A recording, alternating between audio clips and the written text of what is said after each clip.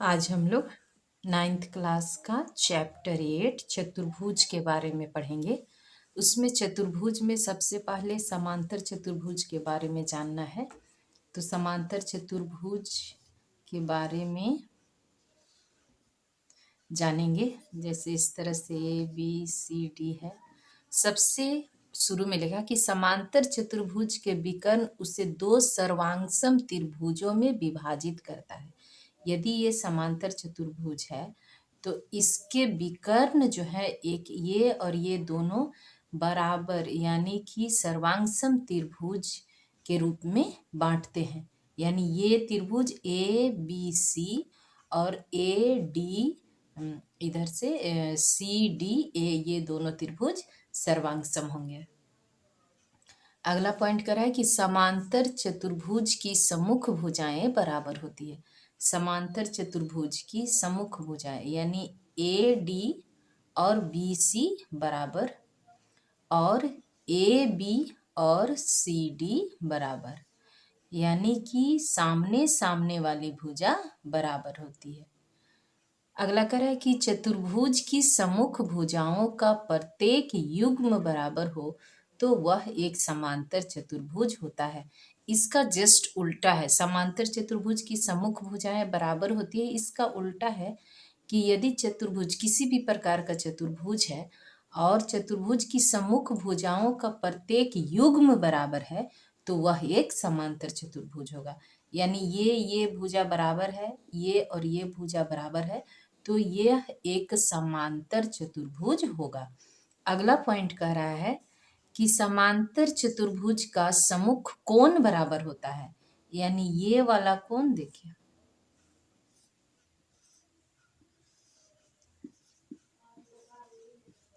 ये समांतर चतुर्भुज है ए बी सी डी। तो कह रहा है कि समांतर चतुर्भुज का सम्मुख कोण बराबर होता है। सम्मुख मतलब सामने वाला। ए जो है वो सी के बराबर और कोण डी जो है वो कोण बी के बराबर। ये सम्मुख कोण बराबर होंगे। इसकी का जस्ट उल्टा कह रहा है कि चतुर्भुज का सम्मुख कोण का प्रत्येक युग्म बराबर हो तो वह एक समांतर चतुर्भुज होता है। यानी कि यदि ये कोण और ये कोण बराबर है, ये कोण और ये कोण बराबर है, इसका मतलब कि ये जो चतुर्भुज है वह एक समांतर चतुर्भुज है। अगला कह रहा है कि समांतर चतुर्भुज के विकर्ण एक दूसरे को समद्विभाजित करते हैं। यानी कि समांतर चतुर्भुज के जो विकर्ण हैं वो एक दूसरे को दो बराबर भाग में बांटते हैं। मतलब ऐसा ए सी और बी डी दो विकर्ण हैं तो यहाँ हो जाएगा कि ओ ए जो है वो ओ सी के बराबर और ओ बी जो है वो ओ डी के बराबर। इस तरह से कह रहा है समांतर चतुर्भुज के विकर्ण एक दूसरे को समद्विभाजित करते हैं, मतलब दो बराबर भाग में बांटते हैं। कह रहा है चतुर्भुज के विकर्ण एक दूसरे को समद्विभाजित करे तो वह एक समांतर चतुर्भुज है।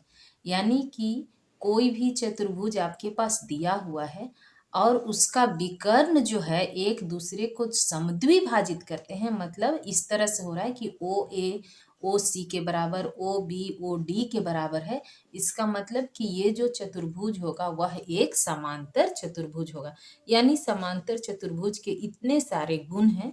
सबसे पहला हो गया कि उसके विकर्ण जो है दो बराबर दो सर्वांगसम त्रिभुज में विभाजित करेगा और इसकी सम्मुख भुजाएं बराबर होंगे। साथ में इसके सम्मुख कोण भी बराबर हो जाएगा। और इसका उल्टा है, यदि किसी चतुर्भुज की दोनों भुजाओं का युग्म जो है वो समांतर है तो भी वह समांतर चतुर्भुज होगा, या दोनों बराबर है तो भी वह एक समांतर चतुर्भुज होगा। और सम्मुख कोण बराबर है तो भी दोनों युग्म ये इसके बराबर और ये इसके बराबर है तो भी यह समांतर चतुर्भुज होगा। साथ में इसके विकर्ण एक दूसरे को समद्विभाजित करते हैं। ये समचतुर्भुज समांतर चतुर्भुज का गुण है। दूसरा में हम लोग जानेंगे समचतुर्भुज का गुण क्या क्या है। समचतुर्भुज किसको कहते हैं? जिसकी सभी भुजाएं बराबर है। देखिए ये चारों भुजा बराबर है, साथ में यह एक समांतर चतुर्भुज होता है। समांतर चतुर्भुज की आसन भुजा बराबर होती है, यानी कि ए बी सी डी क्या है, ए बी सी डी एक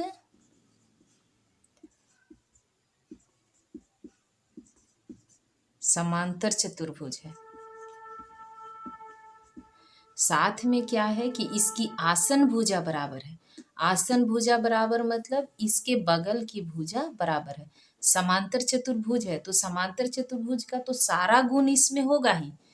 ए बी सी डी में समांतर चतुर्भुज का सारा गुण होगा, जो हम लोग पीछे पढ़े कि इसकी सम्मुख भुजाएं बराबर होंगी और इसका सम्मुख कोण बराबर होगा, इसके विकर्ण एक दूसरे को समद्विभाजित करेंगे। ये सारा गुण इसमें होगा जो समांतर चतुर्भुज में है। इसके साथ में क्या हो जाएगा कि इसकी आसन भुजा बराबर हो जाएगी, यानी कि ए बी जो है वो ए डी के बराबर हो जाएगी। आसन भुजा बराबर होगी। साथ में उसके साथ और एक है कि इसके विकर्ण जो है एक दूसरे को समकोण पर समद्विभाजित करते हैं, यानी आसन भुजा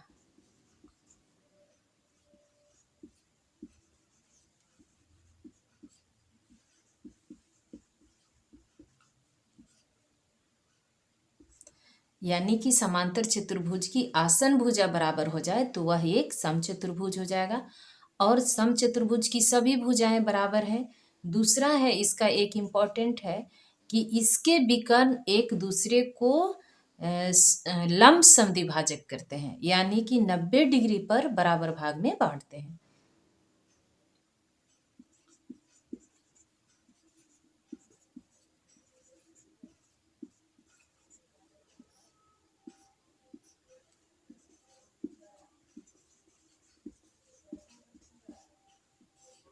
समचतुर्भुज के विकर्ण एक दूसरे को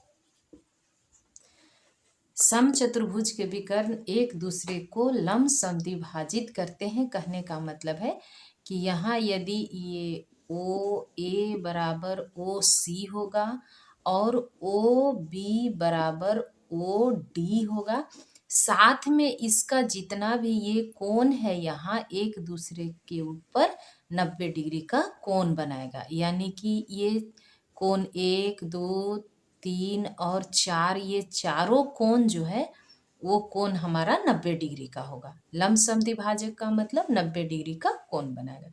यहाँ कोण 1 बराबर कोण 2 बराबर कोण 3 बराबर कोण 4 बराबर 90 डिग्री।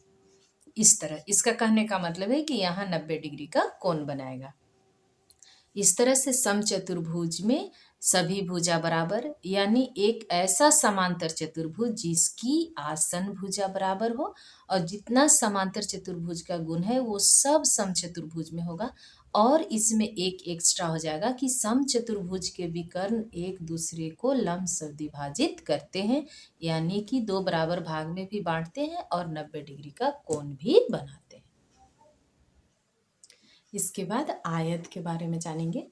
तो आयत क्या है? आयत भी एक चतुर्भुज है जिसका गुण हम लोग को जानना है। पहले जानेंगे कि आयत कहते किसे हैं। आयत भी एक समांतर चतुर्भुज ही है जिसका प्रत्येक कोण 90 डिग्री का होता है। यह एक समांतर चतुर्भुज ही है लेकिन इसका प्रत्येक कोण 90 डिग्री का होता है। तो जितने भी समांतर चतुर्भुज के गुण हैं ये सब आयत में भी होगा, यानी ए बी सी डी एक समांतर चतुर्भुज का पूरा गुण को लागू करेगा, क्योंकि ये भी एक समांतर चतुर्भुज ही है। इसमें विशेष गुण क्या है कि इसके सभी कोण जो हैं वो 90 डिग्री के बराबर हैं।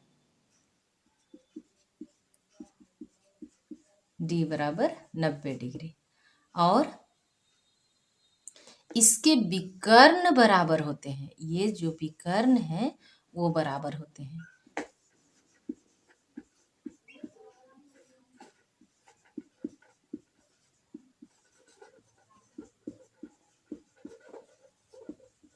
इसके विकर्ण बराबर होते हैं, यानी कि ए सी बराबर बी डी होगा। साथ में बराबर भी होते हैं, एक दूसरे को समद्विभाजित भी करते हैं, यानी ओ से और ओ ए बराबर ओ सी, ओ बी बराबर ओ डी, यानी कि ए सी बी डी के बराबर भी है। साथ में एक दूसरे को विकर्ण जो है वो समद्विभाजित करते हैं, मतलब दो बराबर भाग में बांटते हैं। ये तो हमारा समांतर चतुर्भुज का गुण है जो इसमें भी लागू होता है, लेकिन इसमें एक प्लस पॉइंट ये हो गया कि इसके विकर्ण बराबर होते हैं, साथ में इसका सभी कोण जो है वो 90 डिग्री का होता है। ये आयत में हो गया। उसी तरह से वर्ग में हम लोग पढ़ेंगे। वर्ग में क्या है,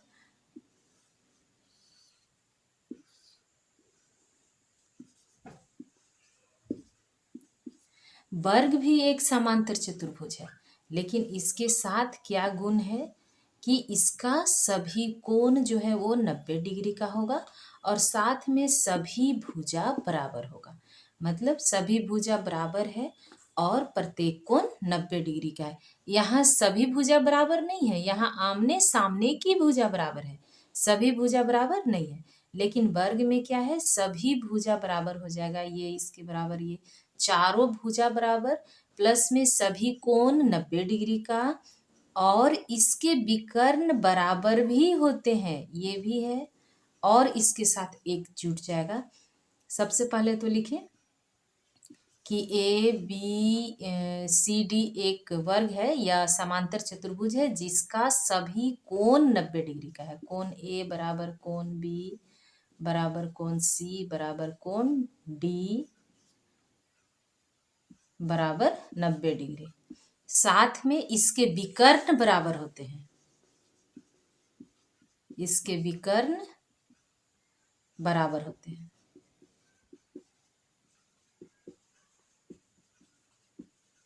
और इसका एक गुण है, विकर्ण बराबर होने के साथ साथ में एक दूसरे के लंब समद्विभाजक भी होते हैं, यानी 90 डिग्री के कोण पर काटेंगे और बराबर भाग में भी बांटेंगे।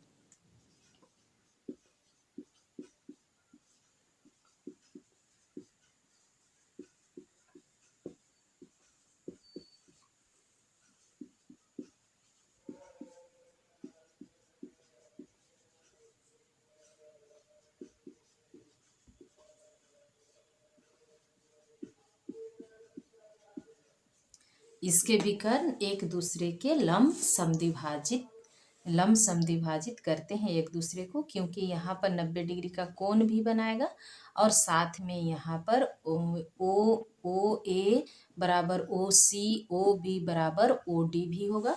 साथ में यहाँ पर कोण भी सब 90 डिग्री का होगा। ये वर्ग का गुण है।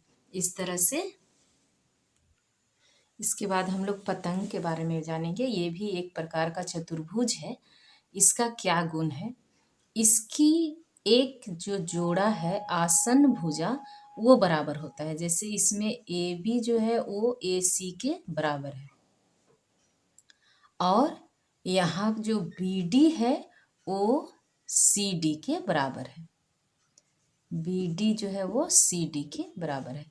इस तरह से हमारा जो ए बी डी सी एक चतुर्भुज है जो पतंग के आकार का है, यानी इसकी आसन भुजाओं का जोड़ा जो है वो बराबर होता है, एक गुण हुआ। दूसरा है कि इसके विकर्ण जो है वो एक दूसरे को 90 डिग्री पर काटते हैं। इसके विकर्ण जो है वो एक दूसरे को समकोण पर काटते हैं, समद्विभाजित नहीं करते हैं, समकोण पर काटते हैं। यहाँ देखिए, क्योंकि ये वाला पोर्शन बड़ा है, ये छोटा है, यानी कि दो बराबर भाग में नहीं बांटते हैं, लेकिन इनके विकर्ण जो है वो एक दूसरे के ऊपर लंब होते हैं। तो ये इसका गुण है। साथ में देखिए, ये वाला जो भुजा है ना, ये बराबर बराबर में बढ़ जाएगा। ओ बी जो है वो ओ सी के बराबर हो जाएगा, क्योंकि ये दोनों भुजा बराबर है, इधर से ये दोनों भुजा बराबर है, ये बराबर होगा, लेकिन ये वाला पोर्शन इस पोर्शन के बराबर नहीं होगा। तो इस तरह से हम लोग पतंग के बारे में जाने। सबसे पहले हम लोग समांतर चतुर्भुज के बारे में जाने, उसका सारा गुण, उसके बाद समचतुर्भुज का, फिर वर्ग का, आयत का और पतंग का। अब हम लोग सभी चतुर्भुज का गुण जानने के बाद आगे एक्सरसाइज बनाएं।